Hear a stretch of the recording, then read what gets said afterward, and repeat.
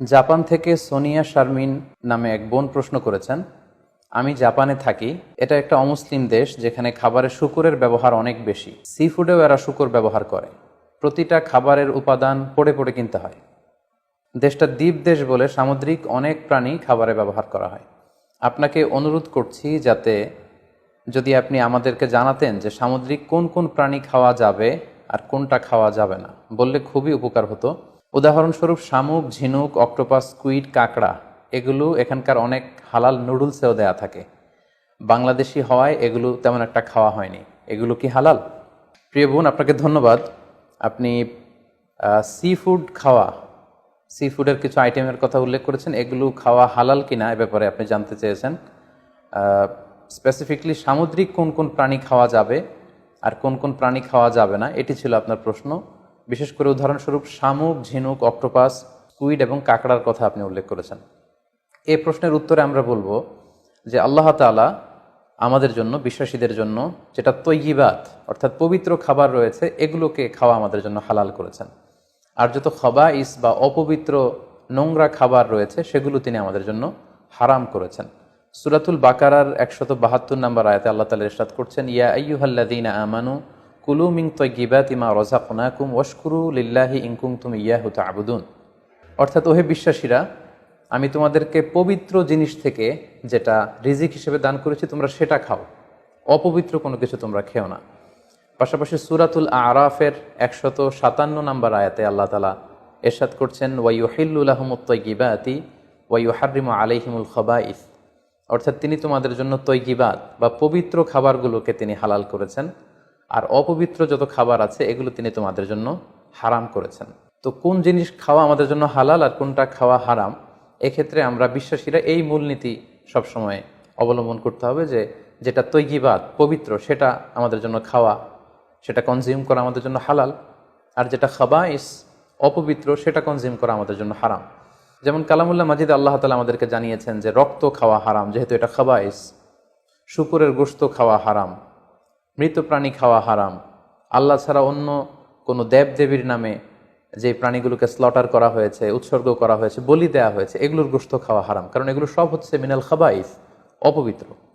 এ পর্যায়ে ডিরেক্টলি যদি আপনার প্রশ্নের উত্তরে আসি যে সি ফুডের ব্যাপারে, সমুদ্র থেকে প্রাপ্ত যে প্রাণী বা খাবার এগুলোর ব্যাপারে কোরআন আমাদেরকে কি জানিয়েছে, সেক্ষেত্রে আমরা সূরাতুল মায়েদার 96 নম্বর আয়াতকে এখানে উল্লেখ করতে চাই, যেখানে আল্লাহ তাআলা ইরশাদ করছেন, উহিল্লা লাকুম সয়দুল বাহরি ওয়া তুআমুহু মাতাআল লাকুম ওয়া লিস-সাইয়ারা। অর্থাৎ তোমাদের জন্য সাগরের শিকারকে হালাল করা হয়েছে। সাগর থেকে আমরা মাছ বা অন্যান্য যে কোনো জিনিসে শিকার করি না কেন সেটা খাওয়া, কনজিউম করা, সেটা আমাদের জন্য হালাল। পাশাপাশি সাগরে মৃত যা পাওয়া যায় এটাও আমাদের জন্য হালাল। আল্লাহ বলছেন মাতাআল লাকুম ওয়া লিস-সাইয়ারা, এগুলো তোমাদের জন্য ভোগের সামগ্রী এবং নৌপথে যারা ভ্রমণ করবে তাদের জন্য ভোগের সামগ্রী। রাইসুল মুফাসসিরিন আব্দুল্লাহ ইবনে আব্বাস রাদিয়াল্লাহু তাআলা আনহু এই আয়াতের তাফসীরে সয়দুর বাহার বলতে তিনি বুঝিয়েছেন জীবিত। জীবিত তোমরা সাগর থেকে যেটাকে শিকার করো সেটা তোমাদের জন্য খাওয়া জায়েজ। আর ওয়া তুআমুহু দ্বারা তিনি উদ্দেশ্য নিয়েছেন মৃত, অর্থাৎ সাগর থেকে প্রাপ্ত যে কোনো প্রাণী জীবিত হোক কিংবা মৃত হোক, যেভাবে আমরা আহরণ করি না কেন সেটা খাওয়া আমাদের জন্য হালাল। তার মানে সি ফুডের ব্যাপারে কোরআনের দিক নির্দেশনা হচ্ছে সাগর থেকে প্রাপ্ত জলজ যত ধরনের প্রাণী আছে সেটা চাই জীবিত হোক কিংবা মৃত হোক, সেটাকে আল্লাহ তাআলা আমাদের জন্য খাওয়া হালাল করে দিয়েছেন। প্রিয় বোন, এবার যদি আমরা সুন্নার দিকে তাকাই তাহলে দেখব যে সুনানে নাসাইর একটি হাদিস আমরা এখানে উল্লেখ করতে পারি, যেখানে সাহাবারা আল্লাহ রাসূল সাল্লাল্লাহু আলাইহি ওয়াসাল্লামকে প্রশ্ন করেছিলেন যে ইয়া রাসূলুল্লাহ, আমরা যখন নৌ ভ্রমণে বের হই তখন আমাদের কাছে মিষ্টি পানি খুব কম থাকে, আমাদের সংগ্রহে পানি খুবই কম থাকে, আর সেটা দিয়ে যদি আমরা অজু করে ফেলি তাহলে আমরা তৃষ্ণার্ত হয়ে যাব। হাদিসের ভাষ্যটি ছিল এমন যে ইয়া রাসূলুল্লাহ, ইন্না নারকাবুল বাহরা ওয়া নাহমিলু মা'ানাল কলিলা মিনাল মা ফাইন তাওয়াদ্দানা বিহি আতিশনা আফানা তাওয়াদ্দাউ মিন মাইল বাহর। সাহাবারা প্রশ্ন করেছিলেন, ইয়া রাসূলুল্লাহ, আমরা কি সাগরের পানি দিয়ে অজু করতে পারবো? সাগরের পানি দিয়ে কি অজু করা জায়েজ? আল্লাহ রাসূল সাল্লাল্লাহু আলাইহি ওয়াসাল্লাম এই প্রশ্নের উত্তরে বলেছিলেন, হুয়া তাহুরু মাউ, হ্যাঁ অবশ্যই তোমরা সাগরের পানি দিয়ে অজু করতে পারবে, কারণ সাগরের পানি পবিত্র। যদিও আমরা জানি যে সাগরের পানি লবণাক্ত, কিন্তু সাগরের পানি পবিত্র, তোমরা সাগরের পানি দিয়ে অজু করতে পারবে। প্রশ্নের উত্তর এতটুকু দিয়ে তিনি ক্ষান্ত হননি, তিনি এক্সট্রা আরও একটা স্টেটমেন্ট তিনি দিয়েছেন, সেটা হচ্ছে আল হিল্লু মাইতাতুহু। আল হিল্লু মাইতাতুহু মানে হচ্ছে সাগরের মৃত প্রাণী খাওয়াও তোমাদের জন্য হালাল। অর্থাৎ সাগরের পানি পবিত্র, আর সাগরের মৃত প্রাণী এগুলো তোমাদের জন্য খাওয়া হালাল। সম্মানিত সুধী, কোরআনের এই আয়াতটি এবং সুনানে নাসাইর এই হাদিসের বর্ণনা থেকে, আল্লাহ রাসূল সাল্লাল্লাহু আলাইহি ওয়াসাল্লামের উত্তর থেকে আমরা বুঝতে পারলাম সাগর থেকে পাওয়া যত ধরনের সি ফুডের আইটেম হতে পারে, যত ধরনের খাবার হতে পারে, সেটা চাই জীবিত হোক কিংবা মৃত হোক, সেগুলো আল্লাহ তাআলা আমাদের জন্য কনজিউম করা, সেগুলো খাওয়া, সেগুলো আহরণ করা, সেগুলো শিকার করা আল্লাহ তাআলা আমাদের জন্য বৈধ করে দিয়েছেন। তবে কোনো স্কলার গুটি কয়েক প্রাণীর ব্যাপারে তারা দ্বিমত পোষণ করেছেন, কিন্তু আমরা যদি মেজরিটি স্কলারদের দিকে তাকাই তাহলে দেখব গোটা বিশ্বে যত স্কলার আছে মেজরিটি স্কলাররা ওনারা সি ফুডের সকল আইটেম খাওয়া হালাল, শিকার করা হালাল, খাওয়া হালাল বলে ওনারা মন্তব্য পেশ করেছেন। যারা এ ব্যাপারে কিছু কিছু প্রাণীর ব্যাপারে ভিন্ন মত পোষণ করেন তাদের কয়েকটি মতামত আমি আপনাদের সামনে তুলে ধরছি। যেমন কোনো স্কলাররা বলেছেন যে সাগরের প্রাণী খাওয়া তখন জায়েজ হবে যদি সেটা সবসময় সাগরে বসবাস করে, অর্থাৎ সেটা জলজ প্রাণী হতে হবে, কিছু সময় জলে থাকে আবার কিছু সময় স্থলে থাকে, এ জাতীয় প্রাণী খাওয়া যাবে না। যেমন ব্যাঙের কথা ওনারা উল্লেখ করেছেন, আল্লাহ রাসূল সাল্লাল্লাহু আলাইহি ওয়াসাল্লাম ব্যাঙ হত্যা করতে নিষেধ করেছেন, আর যে প্রাণী হত্যা করা নিষেধ সেটা খাওয়াও নিষেধ, সো ব্যাঙ খাওয়া যাবে না।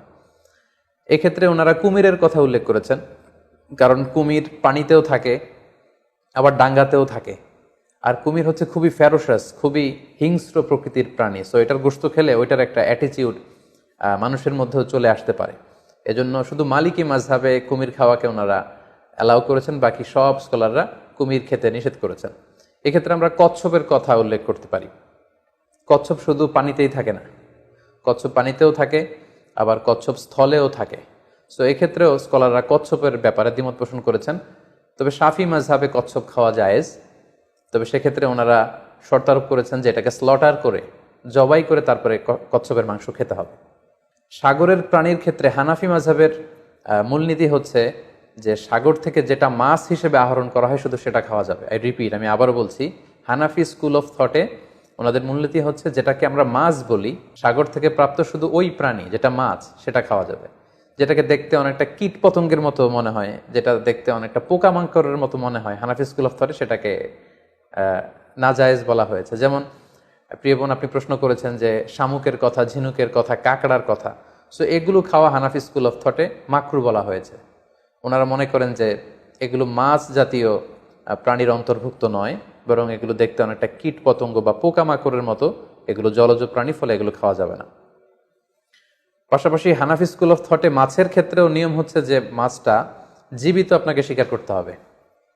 সেটা যদি মৃত হয়, পানিতে ভেসে আছে, যেটাকে তফি বলে আরবিতে, এই জাতীয় মরা মাছ খাওয়া যাবে না। এর কারণ ওনারা এক্ষেত্রে খুব এক্সট্রা কশন ওনারা ব্যবহার করেছেন, অর্থাৎ মাছ যদি মরে পানিতে ভেসে থাকে সেক্ষেত্রে এটা কি স্বাভাবিক মৃত্যু হয়েছে মাছের, নাকি বিষাক্ত কোনো জিনিস খেয়ে মাছের মৃত্যু হয়েছে সেটা আমরা জানি না। তো সেক্ষেত্রে ওনারা বলেছেন যে মরে পানিতে ভেসে আছে এরকম মাছ খাওয়া যাবে না, বরং জীবিত অবস্থায় আহরণ করতে হবে। পাশাপাশি হানাফি স্কুল অফ থটে আরও একটি বিষয়কে শর্তারোপ করা হয়েছে, সেটা হচ্ছে খবিস হতে পারবে না, মিনাল খাবায়েস হতে পারবে না, অর্থাৎ দেখতে এটাকে একটু অপছন্দনীয় লাগে, দেখতে কেমন কেমন যেন লাগে। আমাদের মানবিক যেই আমাদের চিন্তা বা গুণাবলী, আমরা সাধারণত সেটাকে দেখতে সুন্দর লাগবে না, সেটাকে কেটে ফ্রাই করে খেতে আমাদের ভালো লাগবে না, এরকম হলেও সেটা খাওয়া যাবে না। তাদের মূলনীতি হেদায়েতে যেটা এসেছে সেটা হচ্ছে মাসিও আসামাক ফাহুয়া খবিস, সাগরের প্রাণীর মধ্যে মাছ ছাড়া যা আছে হানাফি স্কুল অফ থটে তারা বলছেন যে এগুলো সবগুলোই খবিস, এগুলো তৈয়িবাত নয়। কারণ আল্লাহ তাআলা আমাদেরকে যে তৈয়িবাত খাবারকে হালাল করেছেন সেটা এর অন্তর্ভুক্ত নয়।